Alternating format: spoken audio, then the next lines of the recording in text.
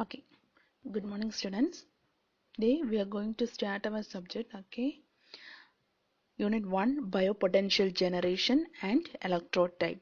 Under this biopotential generation and electrode type, we are going to study about the three topics. Okay, origin of biopotential and its propagation, then types of electrodes, then in the types of electrodes, we are going to study about the surface needle and microelectrode, and then three equivalent circuits recording.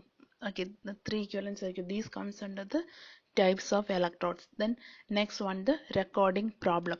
In the recording problems, how we measure this potential using the two electrodes. Okay, that is the measurement with two electrodes that we are going to study in this first unit, three topics. The first two topics, that is origin of biopotential and its propagation and types of electrodes, these are very important. Okay, from these two topics we can able to answer the university questions. Okay, so today we are going to study about the origin of biopotential and its propagation. Okay, and this we are going to study about the biopotential, action potential and resting potential. Okay, we can start. The bioelectric signals, how the bioelectric signal will generate. Can anyone say how the bioelectric signal will generate? Okay, the bioelectric signals are generated by nerve conduction, brain activity, heartbeat, muscle activity, and so on. You know, right? Using the nerve conduction of the nerve, the activities in the brain, the heartbeat, and the muscle activities. From each of these activities, there will be a generation of biosignal. That is, this bioelectric signal is just an electrical signal that is generated by the electrochemical action. You know, for the working of the phone, what we need? We need battery. So similarly, inside the body, for the generation of the electric signal, we need some action. So that action is called electrochemical action. And from this electrochemical action, we are getting this what? Electrical signal. Okay. These bioelectrical signal are actually ionic voltages produced as a result of electrochemical activity of certain type of cell. Okay, how this bioelectric signals will generate the, okay, this will generate as a result of the ionic voltages. What is ionic voltage? What is meant by ions? Can anyone say what is meant by ions? Just comment in the comment box. See what is meant by ions. Okay, ions are the positive or negative charged atoms are called ions. Okay, these ions are moving around the cell which generates some electricity in some that is in the form of biopotential. What is then ion?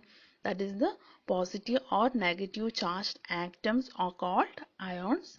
These ions will be present inside the cell, moving around the cell or inside the cell are called these ions. Okay, so the bioelectric signals are actually the ionic voltages, that is voltages produced due to this positive or negative charged atoms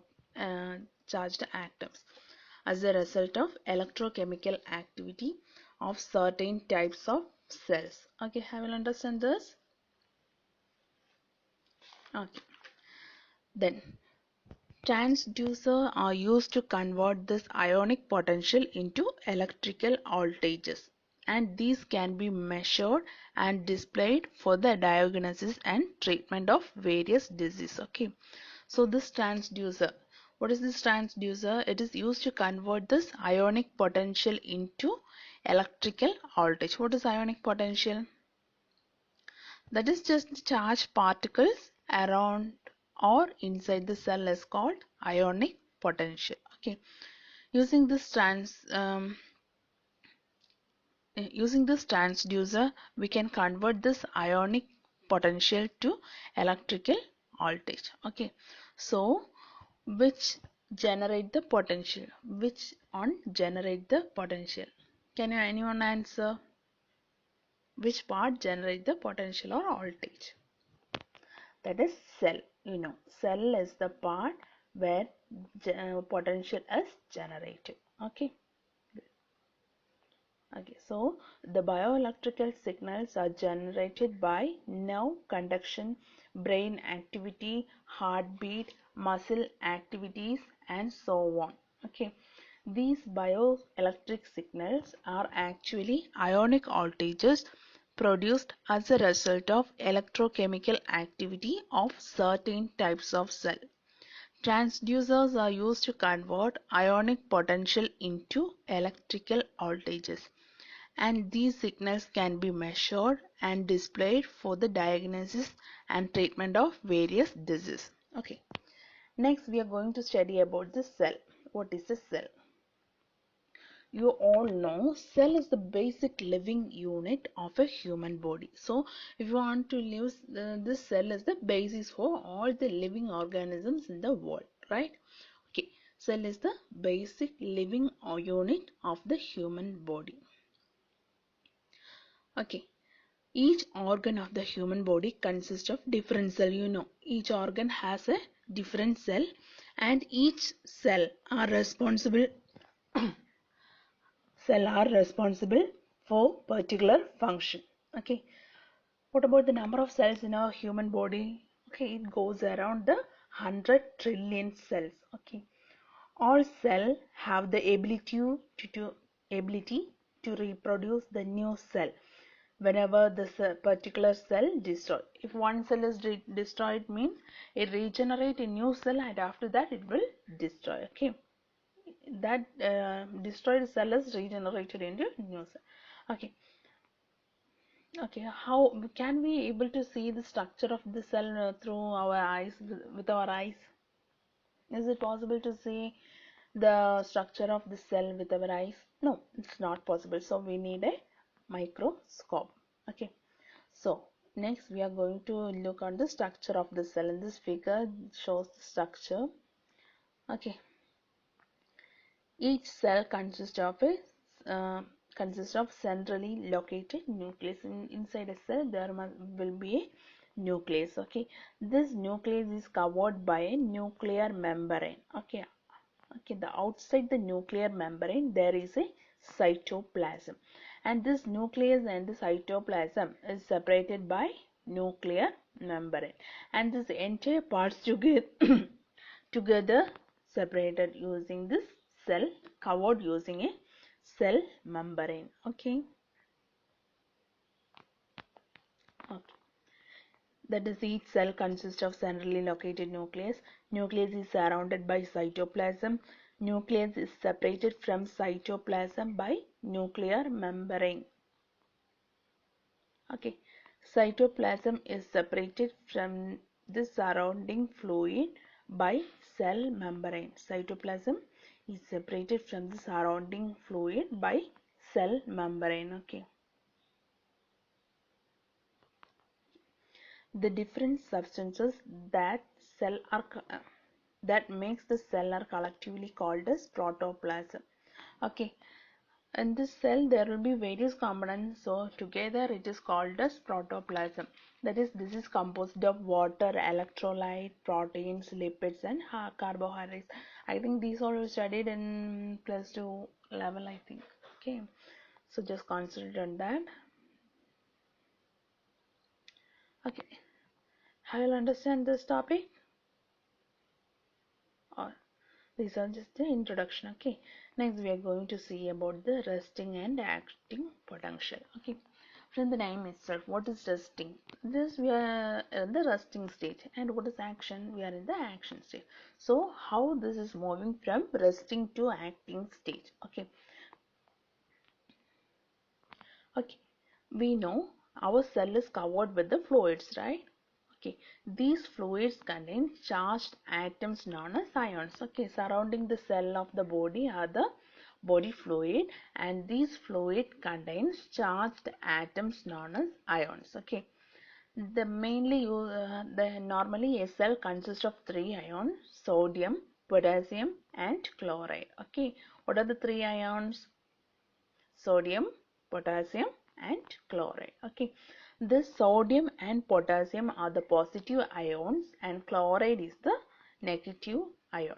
Okay.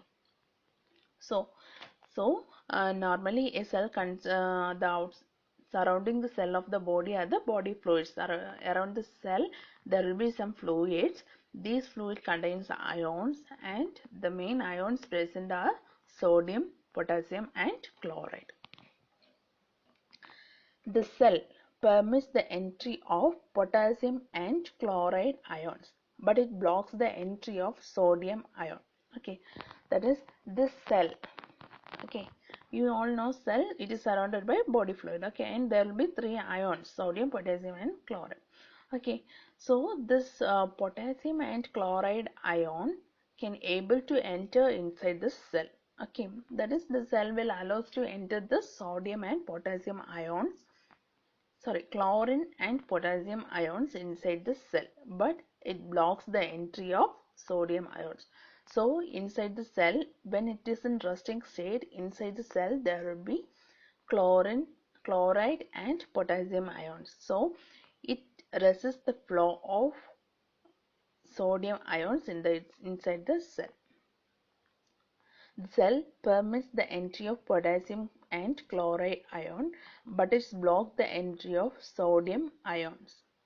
The inability of sodium to penetrate the cell membrane result in two conditions. Okay. This sodium cannot able to penetrate inside the cell.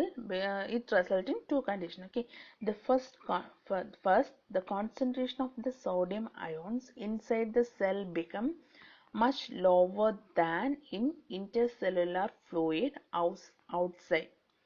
So that is, so the concentration, we know this sodium ions is not able to penetrate inside the cell.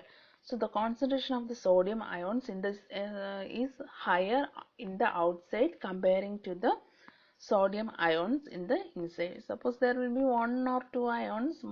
Okay. So also this sodium ion is positive and it is located outside the cell membrane. Okay. Also the potassium ion are positive, which enter into the cell and causing higher concentration of potassium on inside than outside. Okay, so here there are two positive ions, sodium and potassium. Okay, the concentration of sodium is high in outside and the concentration of potassium is high in inside. So potassium ions are positive, which enters into the cell and causing higher concentration of potassium on inside than the outside. Okay, then next we are measuring the resting potential between inside the cell and outside the cell. Okay, this figure shows, okay, this figure shows this is the cell membrane. Okay, inside the cell membrane there is negative ions. Okay, negative particles, that is chlorine as negative. So inside, so the concentration of negative negative ions are high comparing to the outside. The outside it consists of sodium. Sodium means that is positive ions, right? So how we are going to measure the voltage? Okay, so we are using two electrode, that is main electrode and the reference electrode. Okay, so in the main electrode is connected inside the cell and the reference electrode is connected to outside of the cell. This reference electrode is connected to this main electrode is connected to the altimeter positive side, and the reference electrode is connected to the negative cell and negative side and then to the ground. Okay, so in this consideration, in this type, okay, normally we connect the altimeter positive to positive side and negative to the negative side. Here the reverse process takes place, so the potential generated is negative. Okay, normally we connect the altimeter positive to the positive terminal and negative to the negative terminal. Here we are connecting in the opposite, here we are connecting it in the reverse manner, so we are getting the negative voltage. Okay, this is just a cell with the resting potential. Have a look on this figure. Okay, this membrane potential, that is the potential generated when the cell is in resting state. This membrane potential is called as resting potential, which is caused by different concentration of ion. When the human cell is in resting state, it is to be polarized. At this stage, there will be some polarized. The cell is said to be polarized. Okay. So, okay, when this cell membrane is excited by some external energy, the membrane begins to allow some sodium ions to enter inside the cell. Okay, this movement of sodium ions into the cell create ionic current flow that reduce the barrier of membrane to sodium ions. Okay, so when we give some external energy to the cell, okay, this the sodium ions which is present on the outside of the cell starts to enter into the cell. Okay, that is, it will, due to this external energy, the barrier in the cell will begins to break. So the sodium ions starts to enter inside the cell. Okay, this movement of sodium ions into the cell create an ionic current flow that reduces the barrier of membrane to sodium ion. The net result is an avalanche effect in which sodium ions rush into the cell to try to reach the balance with the ions outside. Okay, so this effect, that is when the sodium enters inside the cell to reach a balance with the ions outside, and this effect is called avalanche effect. Okay, when the sodium ions tends to enter inside the cell due to some external energy, the potassium ions try to leave the cell. Okay, okay. This sodium ions enters into the cell as fast as possible. Okay, so this potassium ions are not able to the leave cell as fast as this as fast as the entering of the sodium ion. So, at sometimes potassium ions try to leave the cell but not able to move as like sodium ions. As a result, the cell has slightly positive potential on inside due to the imbalance of potassium ions. This potential is known as action potential. Okay, and it is approximately plus 20 volt. Normally we know when it is in resting state we get the output voltage as negative, potential is negative, and when it is in action potential, it is approximately equal to positive. Okay, so okay, so do you all understand? The figure shows the depolarization of the cell. Sodium ions rush into the cell while K plus ions, potassium ions, attempt to leave. From the figure itself, you understand there are many sodium ions entering into the cell and a little bit of potassium ions is coming out to the cell. Okay, so what is meant by action potential? When we apply some external energy to the cell, the sodium ions tends to enter the cell and this potassium ions tends to go outside the cell, breaking the barriers. So there will be some potential generated and this potential is called action potential. Okay, next we are going to study about the depolarization.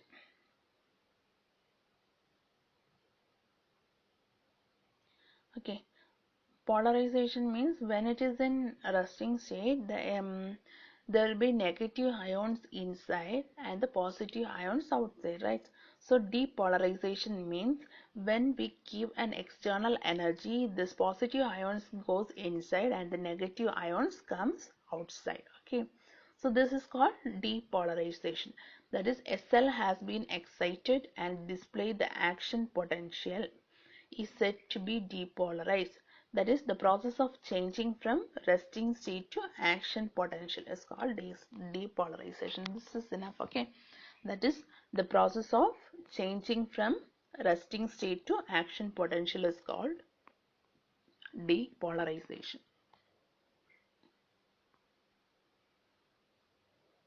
Okay, After we know first the ions are in resting state. After some times it goes to the acting state.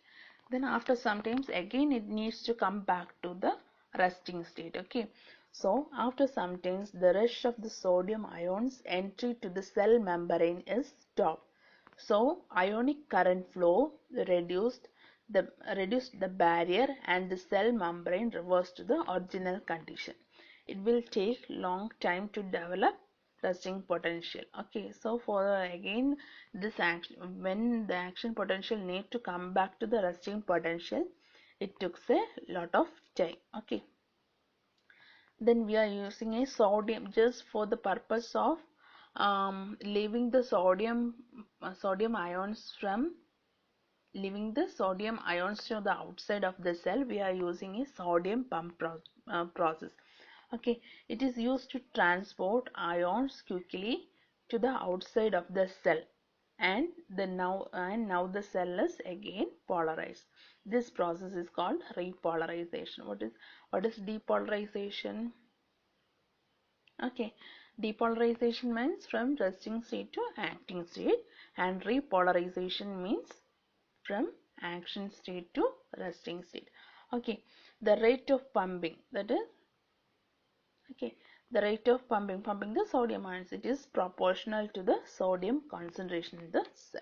Okay, now we are going to see the diagram of how it works. Okay, first this one is in acting potential, then depolarization takes place, then action potential, then again repolarization, and after the potential it goes to the resting potential. Okay, then we are going to see certain definitions. Okay, all or nothing law. What is all or nothing law? Okay, the method by which a cell is activated. You know, our body have 100 trillions of cells, right? So the method by which a cell is excited, it is always, this action potential is always same for any given cell. We know there is a process of sodium ions entering into the cell and the potassium ions leaving outside the cell.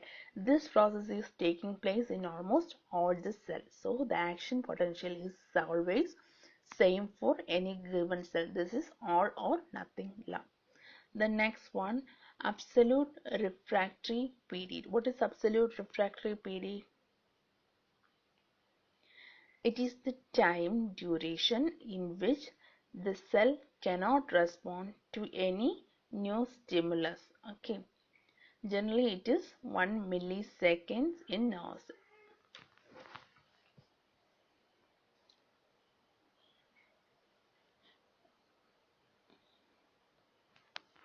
1 minute.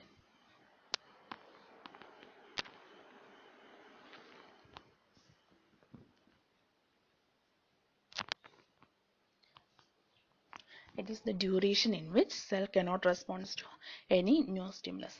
The next one, relative refractory period. It is one during which another action potential can be triggered, but a higher stimulus is required to reinitiate the action potential and the subsequent concentration of the muscles. Okay, so uh, when an action potential is taking place and then it goes to the resting potential. So if we want to start another action potential, we need what we need? We need a trigger. So can be triggered, but we need a higher stimulus is required to reinitiate the action potential and the subsequent contraction of the muscles. Okay, so this is it will take several milliseconds. So just to start a secondary action potential, we need a higher stimulus. Okay, this is called relative refractory period. Next one, equilibrium potential. Okay, the membrane potential at which an equilibrium occur. Okay, That is when potential at which an equilibrium occur, it is measured in all and is calculated from Nernst equation. Okay, equilibrium potential for potassium is, just go through this equation, where R is the universal gas constant, T is the absolute temperature, N is the valence of the potassium, F is the Faraday's constant. So this is the this one is the most accurate expression for the membrane potential, including sodium, potassium and chlorine ions. Then we are going to see about the propagation of action potential. When a cell is excited and generates action potential, ionic currents begins to flow. This process excites the neighboring cell or adjacent area of the same cell. Okay, when a cell goes for an action potential, there will be a current flow in the cell. So this process excites the neighboring cell. So when a cell is excited and a current flow starts, it will excite the nearby cells and the adjacent area of the same cell. Okay, this is when this is what's happen when a cell is excited. Okay, when a cell is undergo action potential. Then propagation rate. What is propagation rate? The rate at which an action potential propagated from cell to cell. That is the rate at which an action potential propagates from cell to cell. We all know when if there is a current in one cell, so it will propagate. Okay, it will excite the nearby cells. So the rate at which the action potential propagates from cell to cell. Next one, bioelectric potential. Okay, to measure the bioelectrical potential, the transducer is used, as we discussed in the first part. To measure the bioelectric potential, transducer is used. What is the use of transducer? This transducer converts the ionic potential into electric potential. It consists of two electrodes which measure the ionic potential difference between their respective points. Each cell is a minute voltage generator because positive and negative ions tends to concentrate unequally inside and outside the wall of the cell. The potential difference is established and human cell act as a battery. Okay, there are there are many biological signals generated in our human body, that is ECG, electrocardiogram, EEG, electroencephalogram, EMG, electromyogram, ERG, electroretinogram, EGG, electrogastrogram, EOG, electrooculogram. Of this, most significant bioelectric potentials are ECG, EEG and EMG. Okay. Okay. Today, what we studied about the origin of biopotential and its propagation. So this is an important topic, and this we studied about the origin, biopotential, then resting potential, action potential, and some definition. Okay. Hope you all understand. Thank you.